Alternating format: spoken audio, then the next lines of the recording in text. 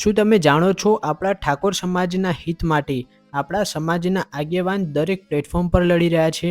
OBC વર્ગીકરણની વાત હોય તારકભાઈ ઠાકુર, સમાજના બંધારણની વાત હોય ગેનીબેન ઠાકુર, વ્યસન મુક્તિની વાત હોય અલ્પેશજી ઠાકુર, ગર્લ્સ હોસ્ટેલની વાત હોય નવગણજી ઠાકુર, ભવાની ધામના નિર્માણ માટેની વાત હોય અભિજીતસિંહ બારડ.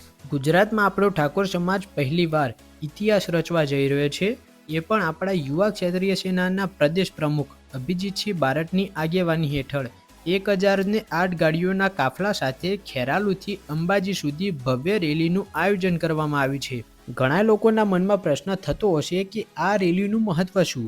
તો એમને હું જણાવવા માંગીશ કે પાટીદાર સમાજને જ્યારે ભેગું થવું હોય તો ઊંઝાના ઉમિયાધામ ખાતે ભેગા થાય, ચૌધરી સમાજને ભેગું થવું હોય તો અર્બુદા દેવી ધામ ખાતે ભેગા થાય, એમ આપણો આખો એક ક્ષત્રિય સમાજ ભેગો થાય એવું હાલના સમયમાં કોઈ જ ધામ નથી. આખો એક ક્ષત્રિય સમાજ ભેગો થાય તેવા ધામના નિર્માણ માટે આ રેલીનું આયોજન છે. આ માત્ર એક રેલી નથી, સમાજને એક નવી દિશા આપવા માટેની શુભ શરૂઆત છે.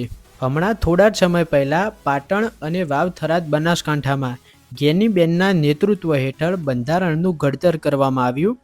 સમાજના તમામ આગેવાનોએ બંધારણ સ્વીકાર્યું અને ખાસ લોકોએ પણ બંધારણને સારી રીતે અમલમાં મૂક્યું.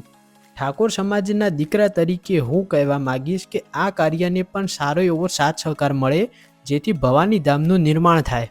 જ્યારે ઠાકોર સમાજ સાથે અન્યાય થઈ રહ્યો હોય કે કોઈ પ્રશ્નનો ઉકેલ લાવવાનો હોય તો આપણું એક કેન્દ્ર બિંદુ હોવું જોઈએ જ્યાં આપણે સૌ સાથે મળીને તે પ્રશ્નનો ઉકેલ લાવી શકીએ.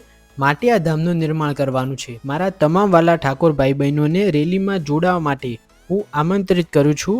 આવો આપણે સૌ સાથે મળીને ભવાની ધામના નિર્માણ માટે સાથ સહકાર અને સમય આપીએ. ચેનલ પર નવા છો તો ચેનલને સબસ્ક્રાઈબ કરજો, વિડીયોને લાઇક કરીને આપણા દરેક ઠાકોર ભાઈને શેર કરજો. જય માતાજી, જય સદારામ બાપુ.